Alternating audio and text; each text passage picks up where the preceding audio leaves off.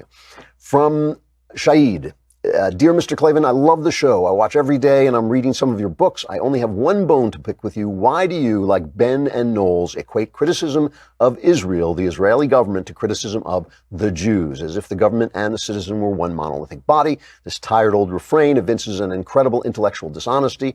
Israel is not the Jews. Jews are not even a single people, but rather groups of disparate peoples. I know plenty of Orthodox Jews who are incredibly critical of many actions taken by the Israeli government. Are you calling them anti-Semites too? How do you square this glaring double standard when it comes to defending Israel? You're playing identity politics by reading Muslim statements as coming from a place of default anti-Semitism. I'd like to see a bit more nuance in your analysis, but I'm not holding my breath because you really have it in for the Muslims. That's all. I love this season of Another Kingdom, and I'm purchasing the hard copy of the book as we speak. Keep the episodes coming. Thanks. A couple of issues here. First, I do not equate criticism of Israel necessarily with anti-Semitism. I am suspicious when non-Israelis, and I don't care if they're Jews, there are plenty of anti-Semitic Jews. I am suspicious when people take this incredibly huge area of the Middle East, which does not have a free government in it except for Israel, and find the source of all its problems in Israeli behavior. I'm sure the Israelis do things wrong. Americans do things wrong. Everybody who is a human being does stuff wrong. And I'm sure there's stuff that can be criticized in Israel. I'm suspicious when they identify the problems of the Middle East coming out of Israel's actions. I believe that is the opposite of the truth.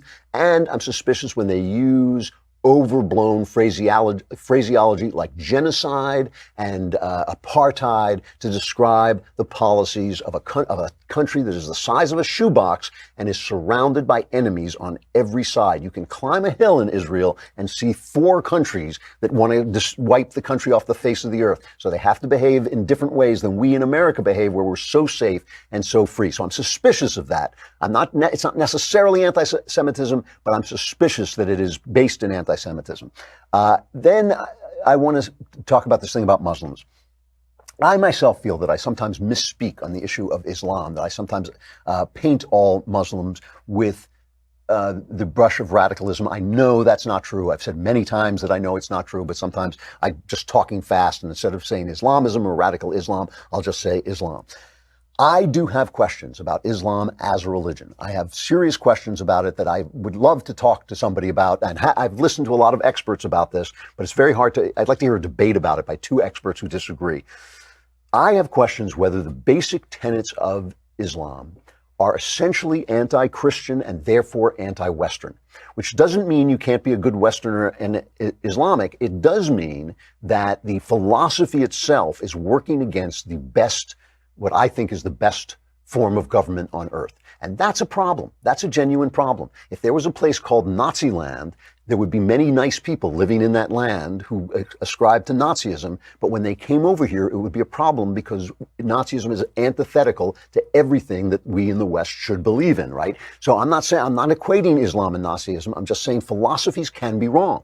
Religions can be wrong, and they can be wrong in ways that are antithetical to the things that we hold most dear. And if so, that's a problem. I have a problem with these 2 Muslim women going into Congress who are obviously anti-Semitic and who are anti-Western, as far as I can tell, and that is a problem. So I have questions about Islam. I have serious questions about it, but I know that there are many good Islamic people, many patriotic American Islamic people. I'm not saying that's not true. I'm simply talking about the philosophy itself. So, I'm willing to be educated, but I am somewhat educated. I've read the Quran. I've read a lot about it.